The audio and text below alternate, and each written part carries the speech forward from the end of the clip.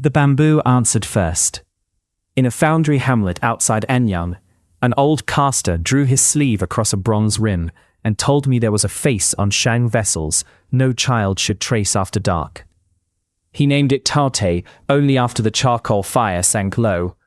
I walked the Henan road in late autumn, when the yellow river air carried wet clay and chaff. The fields lay cut and raw. Beyond them, broken earth rose over old royal tombs near Yinxu, where ox bones once cracked in heat, and diviners listened. Farther west, I crossed into the Guangzhong plain of Shaanxi. Millet stalks rattled in the cold wind. At dusk, the temple bells from village shrines went thin and metallic, and bronze copies in market stalls caught the last light like dark water. The old men called the face Taotie, written Taotie, a name later glossed as greed without measure. Some scholars I met in dusty county schools said the word came long after the bronzes. The mask itself had lived first, unnamed, with horns, eyes, and folded jaws. In other districts, people gave it plainer speech: beast face, glutton mask, hungry pattern. A copyist in Luoyang told me the later books used Taotie for a devourer among strange beings, yet the vessel face and the ravenous creature did not always sit easily together. The first full account came from a bronzesmith of Huishan, who spoke of the Guangxu years when his grandfather still repaired cracked ritual ware for gentry houses. One winter evening, he polished a ding alone. The tallow lamp smelled sour. As the soot thinned, the face on the vessel seemed to swell outward. He said the eyes appeared before anything else. They were round and lifted, catching flame where no polish remained. Between them lay the bridge of a nose, like a ridge of packed earth. He touched the metal and found it colder than the water jar outside. When he bent closer, seeking the mouth, he could not hold the shape together. Fangs showed, then vanished into curling lines. The face seemed built around an absence. Behind him, in the dark workshop, he heard chewing. Dry, patient chewing, like husks crushed between old teeth. He had wrapped the vessel in hemp cloth and refused the work. He lost the commission and slept badly for months.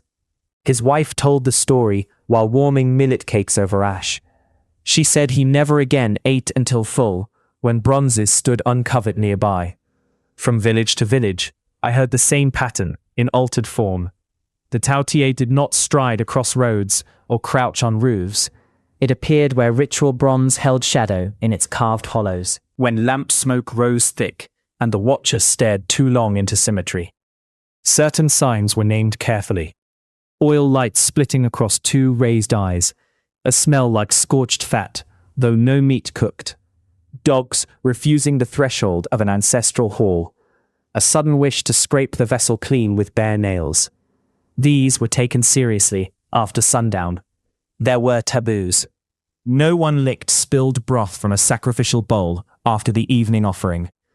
No child was allowed to press charcoal into the beast face grooves to make a rubbing at night. In one hamlet near the Luo River, the vessel mouths were covered with red cloth. Several elders said the face awakened most readily during lean seasons, when grain bins showed their bottoms and tempers shortened. Others insisted it stirred at feasts among duck fat, wine steam, and piled lamb. Hunger and plenty both drew it. On that point, the roads never agreed. In Hubei, I was shown a broad zun, whose mask had softer horns and a deeper snout. The keeper of a lineage shrine said that one belonged to river people and swallowed offerings meant for drowned ancestors. He spoke while reeds tapped the water outside like brush bristles. In Shaanxi, a teacher unrolled a rubbing where the face had almost become owl, ram, and tiger together. He argued that Taotie was a later name laid over many older designs.